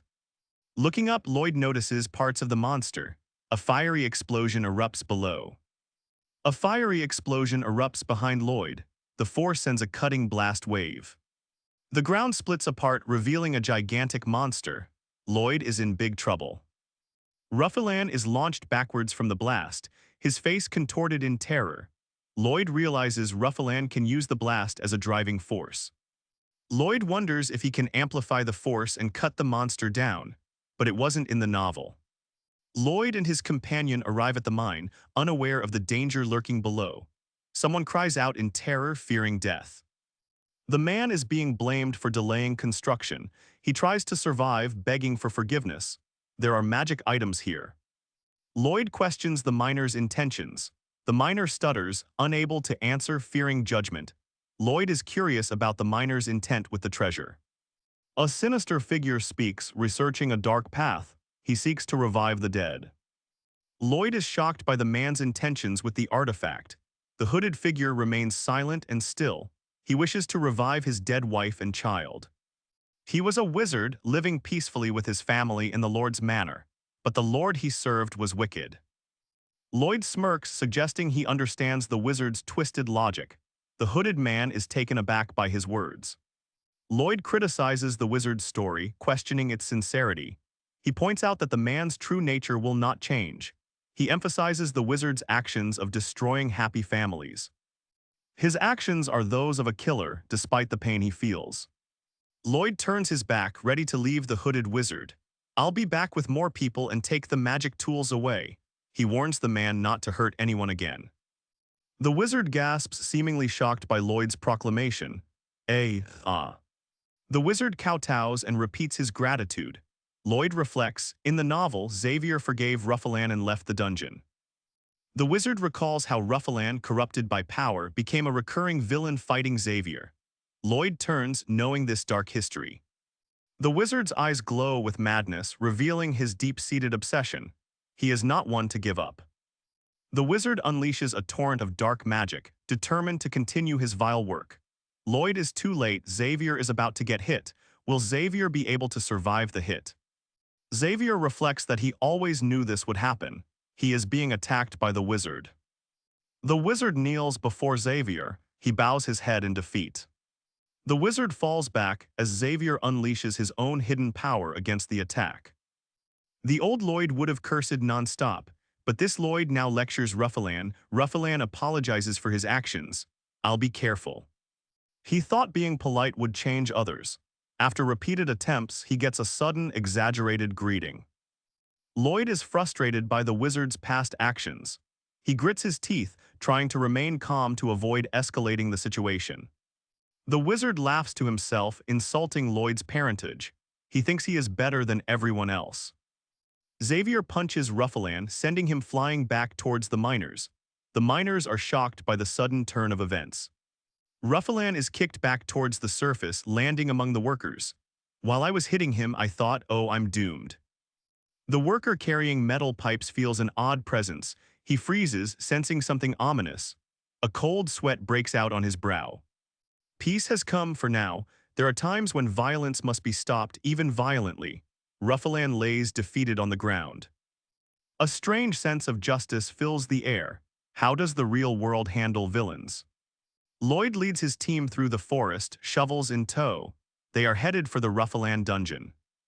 Lloyd pants heavily under the weight of the supplies. He is clearly exhausted. The man behind Lloyd insists he carry the backpack. Lloyd stubbornly refuses, his face straining with effort. Lloyd demands the others hand over their backpacks, clearly not giving up. His men insist on carrying his load, saying it's not right for a noble.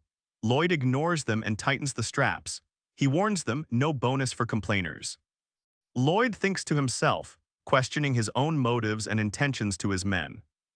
The soldiers wipe their tears, touched by Lloyd's dedication. They see him as a trustworthy leader. A system notification praises Lloyd's efforts. Lloyd scoffs, declaring he only cares about money. The team arrives at the Ruffalan dungeon, a series of odd dome-like structures. They enter the stone-cold storage, and it seems to be exactly what the label says. The orc's expression changes. An orc warns Lloyd that the meat will spoil outside, causing muscle loss.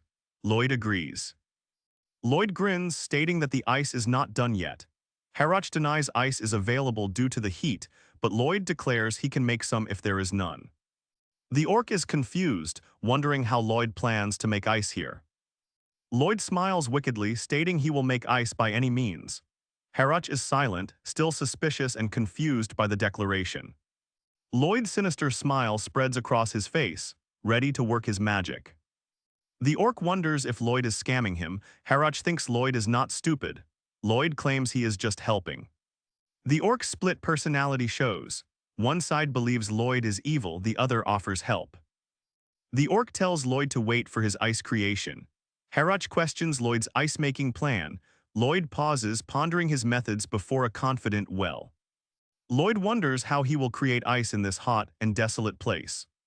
Lloyd is caught off guard by the sudden questions. Xavier asks if he is planning to scam them. Lloyd wonders if he truly knows the characteristics of failure.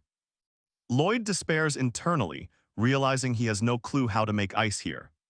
Lloyd tries to reassure the doubtful orc. He knows that a person who succeeds opens up and tries to fix it somehow.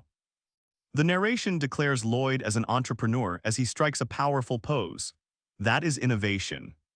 Lloyd shouts, full of determination, mindset. Xavier, with a doubtful expression, refuses to believe Lloyd can make ice. Lloyd realizes the odds are stacked against him. Making ice in this heat seems impossible. Lloyd thinks to himself, that's right. He decides to make a giant ice cube first. I'll prepare Peepadong and Bell. He prepares Peepadong and Bell to scoop the water from the lake. Lloyd watches a magician create ice and ponders the technique. He thinks about mana manipulation and how to achieve it. Lloyd explains his ice-making plan. It can be achieved with mana absorption training every day. The panel declares that various natural manas exist. Changing it like that is magic's nature. Lloyd, frustrated with his lack of progress, grabs his own chin in thought. Lloyd realizes he can't freely control his mana. He orders Peepadong and Belle to come closer now.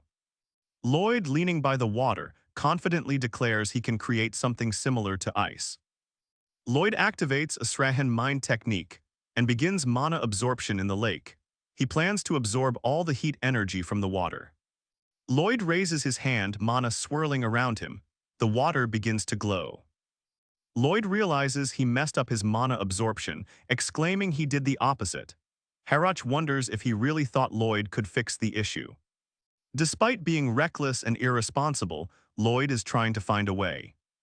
The pond glows with mana as Lloyd attempts to cool it down, failing miserably.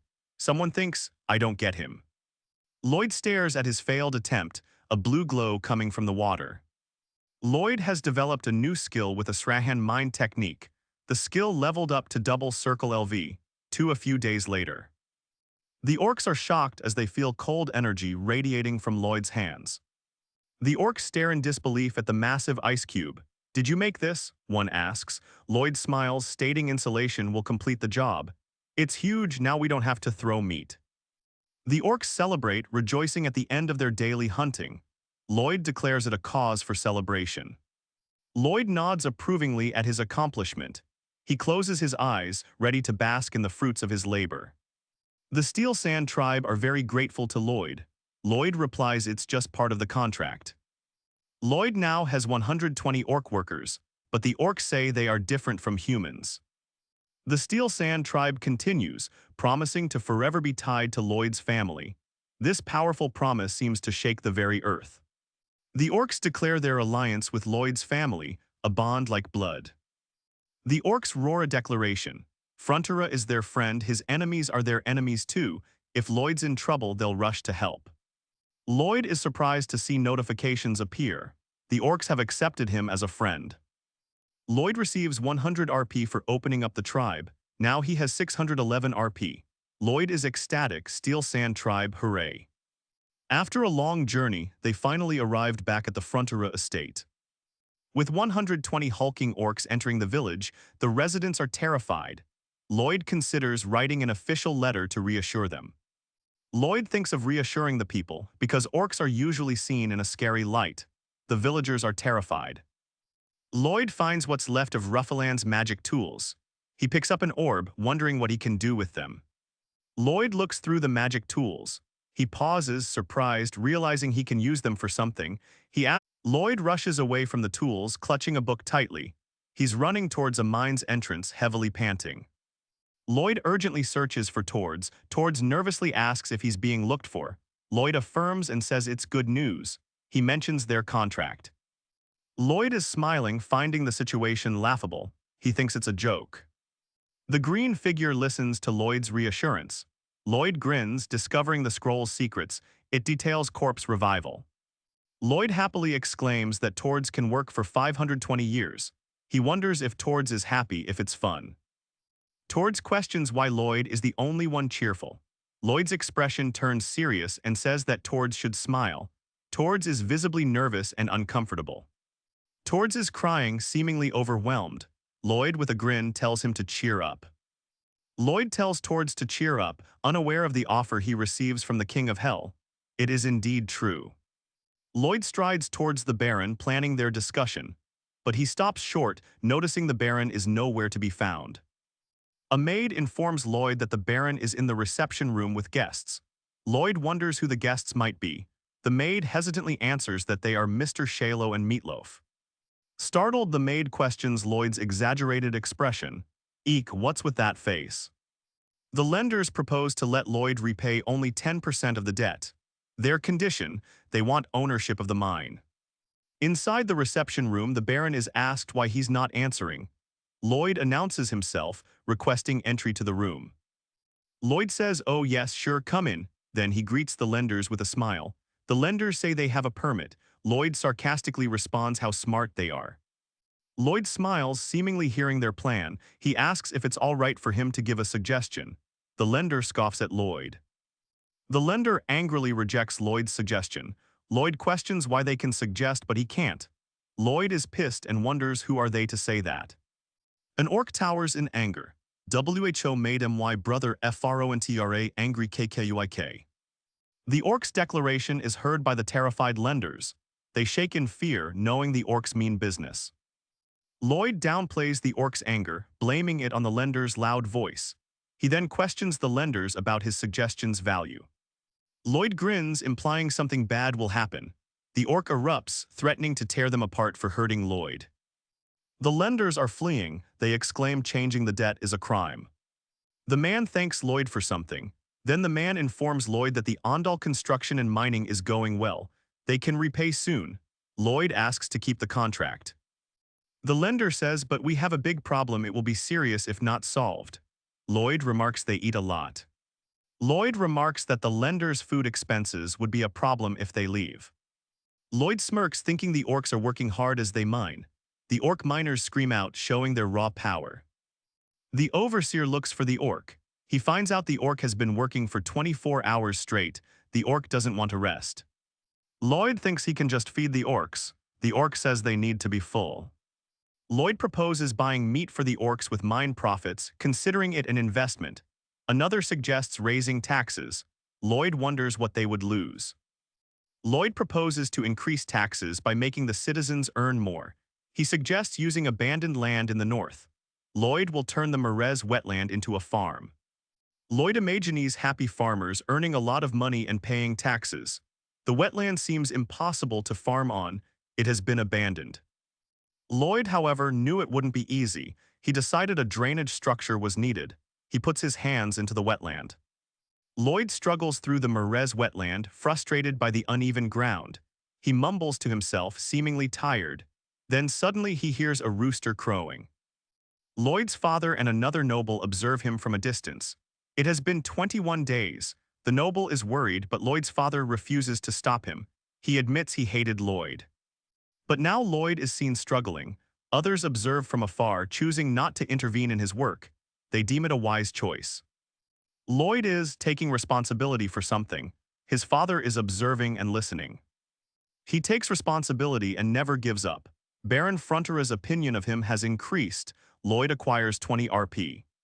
Lloyd exclaims with determination that the water will drain properly. He has started carving out a new drainage system. Lloyd strains, lifting his arms up high. What is he trying to accomplish now? Lloyd collapses from exhaustion in the Merez wetland. I'm exhausted, but this is bearable, he thinks. His mind wanders to his harder days working late. Suddenly, a notification appears. He has unlocked Design Skill Private Option 3, Simulation Mode. It seems he can manipulate the data gained through measuring. Lloyd is angry about how hard he worked in the wetland. He suddenly remembers it might be his wish. Lloyd questions if draining the water was his wish. He's told it's only a goal. Now he shouts for Padung and Giant Bell. Lloyd asks his new friends to introduce themselves. He stands proud in the Merez wetland. He announces it is the first step of their Merez project. Lloyd tells Padung and Giant Bell to scoop all the water out of the wetland and throw it away. They panic. Lloyd asks if it's impossible for them, then says it is impossible. Lloyd wants to draw as many fantasy species as possible. The system says it will increase 1.5x each draw. He decides to get 4 of them and presses start. Lloyd is getting ready to scoop the water. The creatures follow. A large species is being summoned to help. Lloyd is hit in the face by Giant Bell. It bounces off his face. Padung watches, curious and ready to act if needed. Lloyd is shocked and calls them by the wrong animal name. Padung and Giant Bell look happy and eager to help even still. Giant Bell spits out a rock, used to Padung throwing them. Lloyd examines a paper and wonders why they are not getting any bigger. Padung asks if Lloyd failed this time. The Merez wetland seems impossible. Lloyd looks pensive, then Padung stares blankly ahead. A burst of energy. I'd like to draw again, Lloyd declares. Lloyd gripes about only being able to draw 1 fantasy species a day. Hippo is too small to be useful. Suddenly, Bell and Padung emerge. Giant Bell is striking as Hippo is scared. Lloyd asks what Hippo's skill is. Turns out it's 1-shot LV. 1 can it drink water in 1 shot. Hippo boasts his stomach is 4 times bigger than normal. Lloyd is confident his summoned creatures are the perfect skills for the job. Hippo, Lloyd calls. Well, show us. Hippo is drinking a lot of water. Lloyd wonders if he's imagining things. He looks bigger than earlier. Hippo continues his amazing feat. Lloyd and Belle stare in disbelief. He's drinking the water in one shot. Hippo's body is larger as the water is being sucked in. He shouts, "Kuaa," with his mouth wide open. Hippo flaps his fins trying to move on land. Flap, flap. Lloyd is shocked by what he sees. Lloyd exclaims in shock at the speed of the water drainage. Peepadong and Belle puff their chests out proudly. "Why do you look so proud?" Lloyd asks. "Excuse me, miss." The system explains Lloyd's abilities. Draw with luck is mentioned as Lloyd looks away scratching his nose. Hippo suddenly speaks. Hippo, what? Lloyd is confident because Merez land construction starts tomorrow. The Merez wetland lies before him. The workers are stunned as Hippo swallows all the water. Kyaa, his skill is perfect for the wetland drainage. Blasting, Lloyd drives his sword into the earth. Holes will be drilled for bamboo poles, then Peepadong will press the ground. Lloyd plans to build a bank with his simulation skill. 10 days pass quickly as one section gets completed. The workers eagerly ask what's next. Lloyd declares a bonus party is in order. They shout and lift their tools high. Even the ants are excited. Lloyd stares at the newly formed farmland, sweat glistening. Since when did I start working for construction? Lloyd shouts to Xavier in the distance. Lloyd hands Xavier a bag of seeds. Drive out the pests. Xavier reluctantly agrees to plant them. He waters the field. Lloyd is getting deja vu. He stopped me again. I need to get out of it next time. He's pleased. The wetland is turning into rice fields. Lloyd smiles confidently. I bet people are thinking the same as me.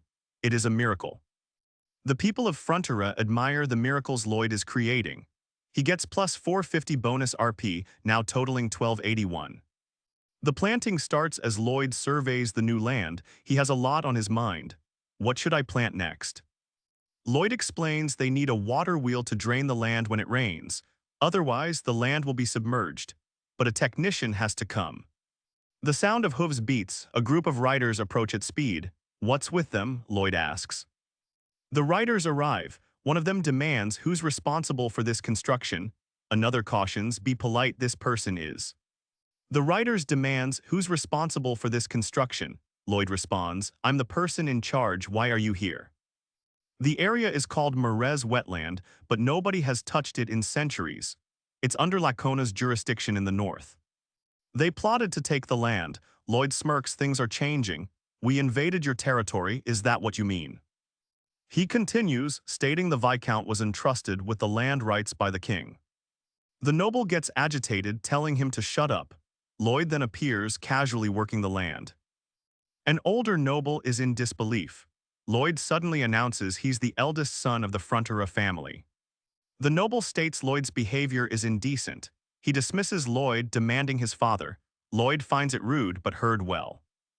Lloyd blows a kiss. The sound of a dung fly flies somewhere. The noble is confused. Dung fly, where? Another noble states Lloyd is insulting the Viscount. He is shocked. What, really? An agitated noble shouts, wait, you bastard. The law then explains wasteland cultivation. The noble is furious and tries to talk over him. Lloyd calmly explains the wasteland laws. Article 2 defines unattended land. Article 3 defines ownership. He continues, outlining more conditions for wasteland cultivation. Homes and farms must be possible. Lloyd states the fourth and last condition. He plucks some grass. Lloyd explains crops can be harvested once detailed rules are met. The noble is absolutely shocked as Lloyd begins pulling up plants. Pull. Lloyd is surprised. Someone orders seeds to be planted to get rid of pests. Oh my, congratulations. Lloyd excitedly announces the first harvest in the Merez wetlands history.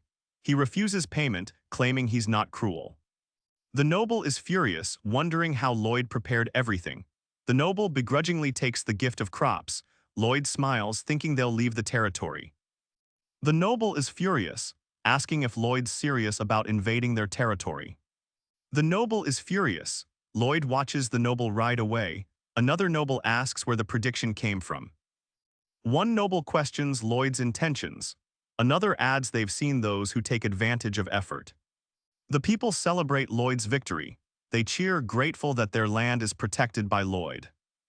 Lloyd grins, a downpour of rain begins. The rain flows down the cultivated land, turning the soil into a muddy stream, signifying the land's transformation. Lloyd is soaking wet in the rain. He is determined to work. Summer fades into autumn, bringing rain. Lloyd knows the simulations aren't enough. I must check until the end. Lloyd and Xavier are in the rain. Beams of light shine through the clouds above the land. Dewdrops hang on leaves. A path leads to cultivated fields, where Lloyd and Xavier survey their achievements.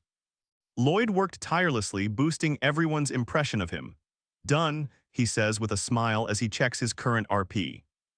Lloyd announces they're moving to the next phase of their grand design. In Lacona, the nobles learn about Lloyd's new policy. What? Land reclamation removal, one shouts in anger. The noble continues, stating the residents will cultivate the land for 2 years. The Merez wetland is now a place where golden eggs will be laid. The noble clutches his stomach, claiming the land was his. The noble is furious. He yells about how he can't give up the fertile land. A noble requests the workshop supervisor be summoned. A few days later, the Frontera estate sits peacefully. Lloyd wakes up in bed, confused. He looks around and thinks, oh my. Lloyd wakes up with a headache, feeling exhausted from working. He gets out of bed, thinking about the upcoming division. He wakes up Xavier, announcing it's time to work. Lloyd is concerned. He asks why Xavier looks distorted. So a knight gets tired too. Lloyd wakes up again. I've never felt this before, he thinks, clutching his head. My headache is excessive. Lloyd is shocked by the multiple dreams, muttering, no way. The story continues with the testimony of the Baroness, Miss Emily, seemingly recounting a past event. The testimony continues.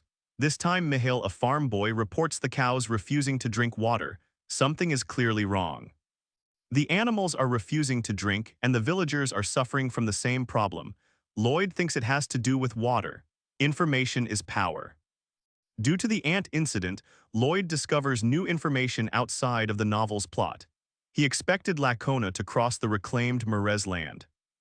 After some digging, Lloyd realizes the Lacona estate makes their income from their mysterious dyeing technique. The color comes from Ladona fruits. Lacona that. Lloyd's face contorts with rage. He's in his estate now and someone has dared to speak against him. Just now, what did you say? The Lacona noble calmly states it shouldn't be that difficult to understand. He demands half the reclaimed Merez land. The Lacona noble calmly admits to blackmailing Lloyd. Lloyd erupts in anger, questioning his fear of the law. The Lacona noble drops the teacup and threatens to file a complaint to the royal court. Lloyd grits his teeth and asks if the Lacona noble can afford the consequences in court, along with the damages from the poisoned water. The noble then leaves, stating he'll await his wise decision. Lloyd's father looks on, concerned. Lloyd shouts that the land was earned with blood and sweat. He won't give anything to pathetic beings like you. The Lacona noble is thrown through the door. Lloyd enters stating, I need to speak with you. The Lacona noble remarks the river has been toyed with by parasitic neighbors. He wants to discuss countermeasures. A nearby noble shouts, did you just insult me? The nearby noble, infuriated, is offended by the parasitic remark. You, Lloyd Frontera, have insulted this. Enraged, the nearby noble challenges Lloyd to a duel in the name of Kernot. I've been insulted twice. The noble shouts that he gives up and lost the fight. He can't take any more. Lloyd states he'll hit the noble again for disrespecting the Baron. He delivers furious shovel blows as the noble screams in pain. The noble watches, shocked by Lloyd's actions. This side of the Baron is something I've never seen before. The noble he beat comes back to someone. I'm deeply ashamed. The Lacona noble, taken aback, says, wait a minute. Another noble observes that Lloyd came back bruised. The only way to take down the Baron is a lawsuit. The noble seems to contemplate turning this into an assault case. 4 years. Lloyd's face contorts into a wild grin. Us Frontera barons will never go through a nuisance as such. He rallies the orcs, declaring, we will smack their asses and take them down. Lloyd shouts fiercely, declaring, this land is covered in our blood and sweat. He vows to protect it from their devilish greed. Lloyd announces they'll build a reservoir to solve the water issue. He plans to use Hamming's skill to get the water before it's contaminated. Lloyd suggests this alternative is temporary. He says, "We'll build a water supply." Lloyd confidently states they'll build a waterway. It'll run from the Capua River to their estate. Another noble sighs, thinking about the effort and deficit it will cause. Despite the noble's doubts, Lloyd is confident they'll profit. 10 times no, 100 times, he won't back down from this project. A few months later, Lloyd clenches his teeth. He's nervous and confused at something he's seeing. Why? How come? He questions. The servant relays the message that Lloyd wishes to speak with the Viscount. "I'm busy, tell him to get the hell out." The injured noble mocks Lloyd, commenting on his appearance. Lloyd questions their visit, clearly displeased. The noble says he's here to consult about your concern. Lloyd is infuriated. The Lacona noble asks what Lloyd's concern is. Lloyd smirks, suggesting they be honest. "You didn't know?" he asks. Lloyd then asks what the noble would do to save the dye workshop. Lloyd asks if it was the noble's doing. The Lacona noble becomes enraged by the accusation. As expected, was it your doing? He demands. With a menacing grin, Lloyd plots his revenge against the dye workshop destroyer. Lloyd says the journey was long. Others complain they wasted water. Lloyd reveals he knows the water was being wasted intentionally. Now, they are digging an... Lloyd attempts to calm the furious owner who shouts about their dye workshop. But then, he's surprised to see a giant valley. Lloyd declares they had no choice but to build a Roman opus cementitium. Now they needed limestone for construction. Blasting was the solution, but limestone was unintentionally buried at the bottom of a grand valley. The limestone is revealed after blasting the Grand Valley. The dye workshop owner is furious. Lloyd explains the valley water flows directly to his workshop. The dye workshop owner yells that the limestone turned his fabric brown. He angrily asks if Lloyd fears the law. The dye workshop owner threatens to complain to the noble court. Lloyd nonchalantly tells him to go ahead. Lloyd asks if anyone will remember his products. The dye workshop owner curses Lloyd as trash. Lloyd says he'll be going now. The dye workshop owner stands to his full height and shouts that Lloyd messed with the wrong person. He knows many people in the royal palace. He will repay Lloyd many times over. The dye workshop owner is furious at Lloyd's words. Back in the distance, his lackeys are baffled. One claims he cannot understand. The other questions what's going on. They remark that Lloyd just made the owner angrier. This might lead to a battle. Lloyd says the law will cause more money to be spent. Newman insists he knows already and to wait. Lloyd smirks, confident they'll see who loses more. A month passes. Lloyd reflects on the situation. He mutters, "This is all my fault." A man begs Lloyd to save his dye workshop. Lloyd asks if his acquaintances told him he couldn't win. The owner declares Lloyd's actions will be his downfall. Lloyd apologizes and says he was careless. Lloyd nonchalantly says he doesn't care for words. The owner falls to his knees and begs while throwing away his pride. Lloyd smirks and ponders about pride. The owner asks if 0.1 gold is worth all this. He threatens to sell it 1,000 times. Lloyd tells him to sign here instead. Lloyd presents a contract for water supply conditions. He says all that needs to be done is sign. A workshop will be constructed in a week. The owner is shocked. The dye workshop owner says the water is too expensive to price. Lloyd thinks it's weird. Lloyd asks, "Were you?" Suddenly the dye workshop owner looks down upon Lloyd with anger and shock. The owner asks if this much money really comes in every month. An aide confirms the Viscount signed it himself. The owner considers selling his interest and still having enough. The man exclaims how relieved he is that the Viscount is a good person. Someone says that the Viscount started it. People mention good results. The dye workshop owner realizes the contract didn't specify a deadline. He will be squeezing money from Lloyd until his death. The dye workshop owner says he'll bleed Lloyd dry. He proclaims it won't end with just this.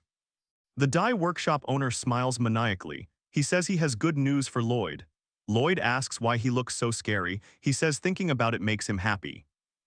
Lloyd is told he has treasures from the Oak tribe. They mention Count Cremo's offer to buy them at a good price. Lloyd finds this situation suspicious. Lloyd overhears that he can buy new treasures. They don't know the details, but it's a bronze statue.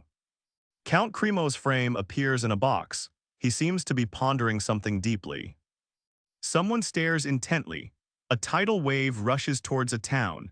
Buildings crumble beneath the water's force, hinting at the disaster about to befall Lloyd. Suddenly, a massive, horrifying sea monster rises from the waves. Back inside, the listener reacts with shock and disbelief. A colossal monster, the Giga Titan, emerges from the sea. The crisis intensifies. They plan to depart in a week because Lacona Territory's capital reconstruction is almost done. To save on cost, they'll bring 10 people. Someone watching hides in the forest. He says he'll watch over Lloyd. Another one says, all right if that is Lloyd's word. Lloyd recounts that the Lacona Viscount came and threatened to take half of the reclaimed Merez land. He admits his past self would have given in to fear. Someone praises Lloyd for being kind and caring. Lloyd responds, thanking them for their kind words. Lloyd thinks it's hard to call himself a good feudal lord.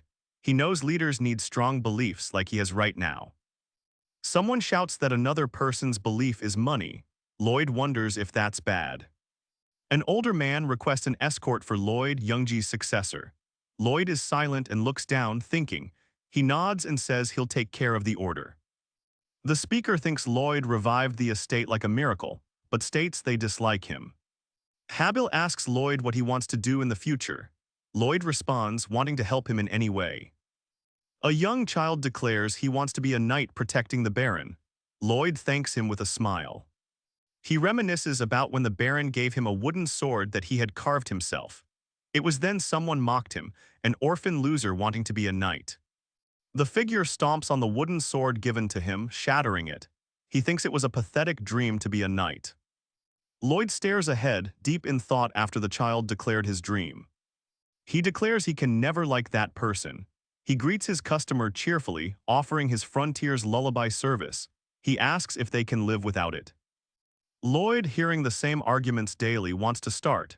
He decides he needs to hate someone. Lloyd tosses and turns in his sleep, dreaming. Meanwhile, someone digs through the dirt in a dark space. The people working see him differently, as though he's a new man. Lloyd gives a sinister grin and says, "Red Sun," as he snaps his fingers. Lloyd laments hating himself for seeing the decency in someone. The moon shines brightly in the night sky. Lloyd sleeps soundly, unaware of the shadowy figure entering through the window, knife in hand. A hooded figure swings a blade, muttering Lloyd Frontera. Someone shouts with anger, "Everything is your fault." The hooded figure brings down the blade, yelling, "Die." Lloyd lies in bed, unaware of the danger above. Someone breaks into Lloyd's room with a sword, but Lloyd is awake and defends himself, blocking the attack. The sword shatters on impact. The attacker is shocked by Lloyd's sudden defense. The would-be assassin yells in pain as he crashes through the roof. Lloyd wakes up and questions what's happening. Lloyd asks what's the most important thing. Everyone yells, "Safety always." Someone tells Lloyd that they've sent Lacona Viscount his personal information. Someone compliments Lloyd, saying, "Okay, nice job." Then, he analyzes the assassination attempt from the Lacona Viscount. Lloyd expected attacks but admits he never fully prepared for any. He pauses in thought, considering this. Lloyd questions what's happening, asking what they are talking about. He doesn't need to prepare while they're beside him. Lloyd is walking with determination on his face. Someone thinks he's reliable because he's always there. Lloyd answers the man, reflecting on how unlikely it was for someone to survive alone as a child after monsters invaded. He acknowledges that the man became a knight. Someone asks who could be more trustworthy than Lloyd. Another feels embarrassed and gets goosebumps, regretting something. Lloyd internally says he hates himself for thinking that the other person is decent. Lloyd gained 320 RP through great relationship improvements. His current RP is 1675. He states the water pipe construction will be done tomorrow. They are traveling to a new location. The journey seems to be very long and tiring. They are still on their journey when suddenly someone gets hit. A surprise, "Did you just hit me?" is met with a simple no. Lloyd denies hitting him, sparking disbelief. He continues to deny it, but one of them is definitely disgusted by the denial. Someone shouts for everyone to stop. Lloyd asks someone to teach him how to ride a horse. He is rebuffed, "I am a knight." Habil comments that he is impressed by Lloyd's attitude to learn what he lacks. Lloyd declares it an order to learn diligently. Someone confronts Habil, questioning what he just said. Lloyd is being thanked for his compliment. The loud compliment has triggered a wave of confusion and disbelief. Lloyd is surprised. Rumors are flying about his construction skills. It seems his reputation is increasing rapidly. Lloyd is shocked and exclaims how lucky he is. He receives a bonus of 600 RP. Lloyd is pleased by the thought of larger constructions and more wealth. Other people think he is going crazy. Lloyd is frustrated by a message. The group's journey to Cremo was long and through the winter. Count Cremo thanks them for traveling a long way. Lloyd introduces himself as being from the Frontera family.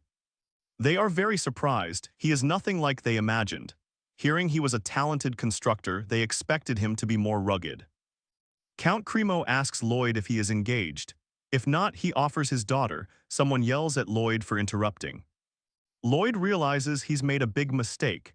He starts maniacally laughing as sweat runs down his face. Count Cremo apologizes and asks if Lloyd is okay. Lloyd denies any injury but thinks he would attack Cremo. He blames Cremo's face for what happened. Count Cremo is angered by the outburst, telling everyone to stop. He is a character from Iron-Blooded Knight. Habil, wanted for killing moneylenders, was arrested in Cremo. Count Cremo knows he is a capable man. It seems that Count Cremo wants to decorate the sea with statues. Trading in Cremo has been decreasing over the past few years. Off the coast of the border, Giga Titans begin appearing. They have never been attacked, but their existence is frightening. Lloyd recognizes the issues surrounding Cremo. There is no naval defense. Cremo is heading in a dangerous direction. The story ends with a thank you to the readers. It is ambiguous if there will be a season 2. Count Cremo's sea statues are actually mermaids fighting a giant sea monster. The Giga Titan is an object of fear. Mermaids scare it, so Cremo builds mermaid statues at sea. Count Cremo suddenly gives up on Lloyd. Someone is surprised by this.